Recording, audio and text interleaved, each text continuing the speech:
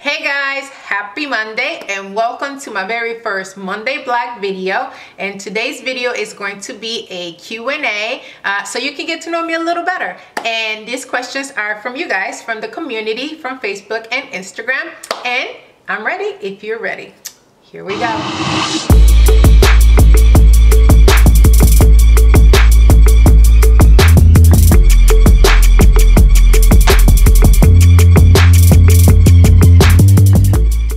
So I think the first proper thing for me to do will be to properly introduce myself to you guys. And yeah, hi, my name is Tyra Perez Rodriguez. Tyra Perez Rodriguez. Yes, very Hispanic. My husband is Rodriguez, but I only use Tyra Perez because I've been Tyra Perez my whole life, and it was hard for me to detach from that. So I hyphenated my last name when I got married to my husband. And yeah, but I only use his last name for like more official things. But for the world, just Tyra Perez. We live in Georgia, in Alpharetta, Georgia, which is about half an hour north of Atlanta, as they say here, Atlanta. Am I saying it right? I don't know, maybe not. And we love it. We love it here. Now I'm going to start with some questions from the community, and my first question is from Live, Love, and Learn Naturally, and she's asking, I know you live in Atlanta, but where's your accent from? Yes, I do have an accent. I have a Spanish accent because I am from Panama, the country in Central America, not to get it confused with Panama City, Florida. I'm from Panama City, Panama. And yeah, I've been here since I was 11 years old. And I have no idea why I still have an accent. I think when I talk fast, or when I'm anxious, or when I'm stressed, or when I'm frustrated, it gets thicker, especially when I'm mad, if you know what I mean. Yeah, but I do still have my accent, and I cannot get rid of it. And you know what? That's what makes me me, so. My next question is from J. Marie, and she's asking, my question is, are you a decorator? And my answer is no. I am not a certified decorator, and I am not a certified event planner. I am actually a television producer. That's what I went to college for. I went to school for television writing and producing. And I was a producer for 12 years for NBC, and I actually had to quit my job 2 years ago because my daughter became ill, and you know, my husband and I decided that it was time for me, you know, to move on because I really had to be there for her. Plus, you know, when I started working in TV, because I actually got pregnant in college. Yes, I like it hard. So yeah, I got pregnant while I was in college, and you know, and right after college I got hired, you know, in television right after. So I pretty much, you know, spent a lot of time away from her because TV hours are very demanding, and we decided that it was time for me to, you know, let it go and just, you know, focus on her. So this was kind of like a wake-up call, you know, that life is short. But decorating and event planning has been something that has always been in my life because of my family. My mother, you know, she knows how to make anything under the sun, and she's very crafty, and so are my sisters. And you know, I was just that person that will just put things together. I just like hosting. I liked getting everyone together.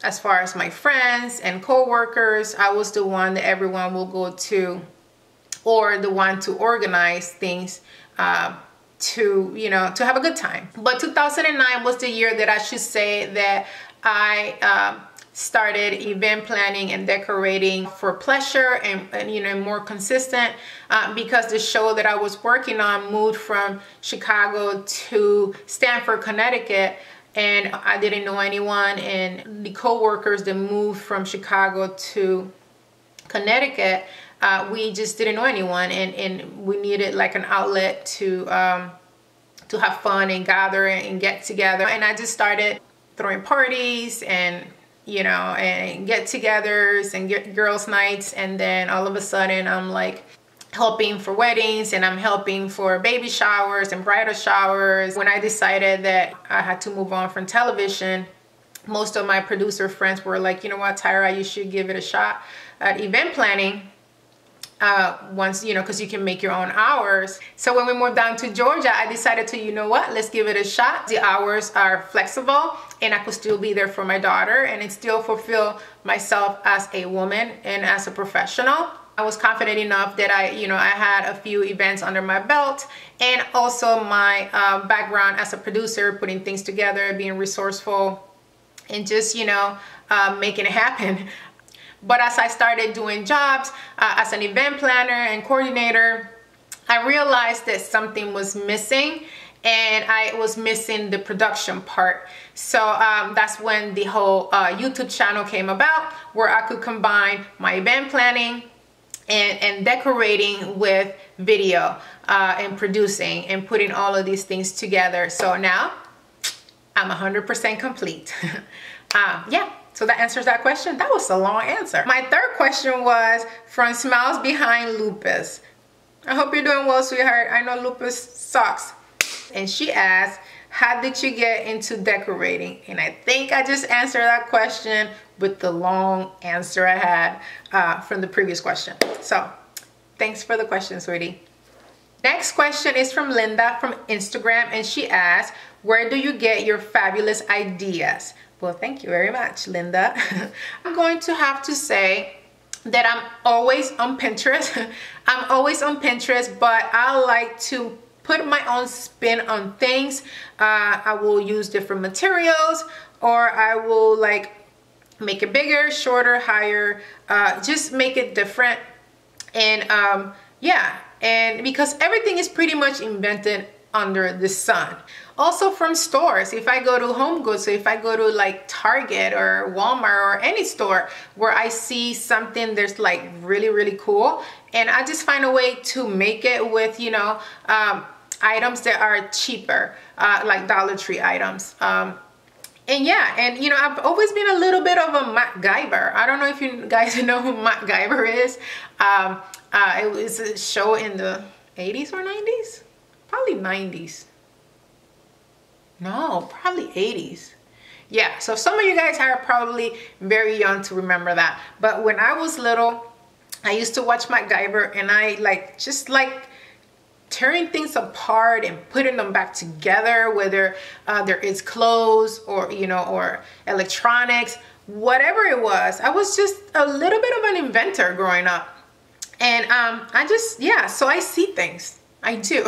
I'm not crazy, but I really see things. I kind of have like a third eye somewhere where I just look at something and I'm like, I can make something out of that, you know? And, you know, I'll go down to my basement and I'll just start, it's kind of like my shop, you know, like mechanics, it's my chop shop. So I just start, you know, breaking things up and, you know, just try to figure things out. And that's just how I do it. And it usually works out. Usually like 98%, 95% of the time they work out. I just, you know, I think a lot. I think and think and think and think. And then I'll make it happen. That's why I kind of made a good producer. I make things happen. So yeah. My next question is from Luda from Facebook, and she asks, why do you choose dollar stores for your DIYs? Well, Luda, I use dollar stores because they're $1. They're $1 and it's pretty affordable for myself, because right now I'm making 3 DIYs a week, and it's also very affordable for you, so when you want to make it. And when I'm not making DIYs from Dollar Tree, I'm making DIYs from Michael's and Hobby Lobby, and they're usually at discounted prices. So I make sure that when I buy my items from those 2 stores, they're on sale. So yeah. Next question is from Johnny. Hey, I got a guy asking me a question. Cool. So Johnny asks, I would love to know how you organize your supplies for all the crafts you do, because I'm in desperate need of some organizing. And this was a popular question.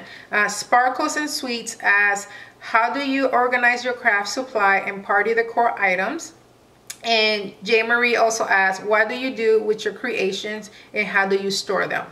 Well, I store all of my crafts and all my DIYs down in my basement. We have an unfinished basement, and before we bought this house, the previous owner, he built in some shelving down in the basement, so it was perfect for me. It was originally supposed to be my husband's man cave, but once I started doing my channel, he surrendered it to me, and yeah, so I store everything down there. It's pretty big down there, and I actually have a video that I made. It was a video on organizing. It's called Dollar Tree Organizing Ideas 2017. And it also says my mess tour and organizing, so it's the same video. So I'm gonna link it down below so you can take a look at it. It shows you my basement, it shows you how I organize some things, and I'm actually going to make another video about organizing what I have, because since I made that video I have even more things down there. And I pretty much moved everything around now, so it doesn't exactly look like it looks on that video. But I'm going to make another one, but it can get chaotic. I have a lot of things, a lot, a lot. And I'm a little OCD, so it drives me crazy to see the mess and to see things accumulate. Sometimes I have bags running down my stairs and you know, because going up and down the stairs, you know, sometimes can be too much, especially when I'm taping. So yeah, so every Saturday night or Sunday, I'm cleaning up, pretty much putting things back. As you can see, my table is still back there, and today is Sunday, so I'm gonna take it down today and, you know, put everything back that I have on my stairs to its proper place. So, you know, so I'm a little disorganized during the week, and then I organize everything on Saturday evenings or Sundays. So yeah, it's a work in progress, guys. It's a work in progress. All right, moving on. Next question is from Violet, and she asks, I want to make my own centerpieces for my wedding. I have 55 days left. Can I do it? Oh yeah, I work and I go to school full-time. Whoa, okay, yes. 55 days left. You are cutting it close, sister. If you dedicate 1 day a week to making 2 to 3 centerpieces, you're in good shape. But you will be cutting it close. So the more help you can get, the better. By yourself, that's gonna be a toughie. Also, I don't know how many centerpieces you are going to need, but let's assume you need 10 centerpieces. If you need 10 centerpieces, you can still do it, but you'll really be cutting it close, and you know, that's just going to be added stress. But if you have less than that, then if you, like I say, if you dedicate 1 day a week to making 2, minimum of 2, you'll be okay. All right, and that's it for the questions. I think I have one more that just came through. Let's see what that one is. This question is from Alicia, and she asked, do you work with furniture? I would love to see you do a video on refurbishing or making a piece of furniture. I do not make furniture. Refurbishing, I did buy a table downstairs from a antique place, like a secondhand antique place, and I have been waiting. I'm dying to refurbish that, but I haven't had the time. But I should incorporate it in my videos. I also have a small sofa that I want to upholster, also sitting in my garage. It was given to me by a friend. She was gonna throw it away, and I was like, no, I can do something with that. So yeah, I haven't done anything in a while, because I've been, you know, doing the decorating and the event decorating, or the event designing. But yeah, I would love to get into some furniture for sure. It's just I haven't, but I will. Thanks for asking. All right, guys, this is it. I don't have any more questions from you guys. So if you did ask me a question and I didn't answer, it's because I'm going to make a video dedicated to that question.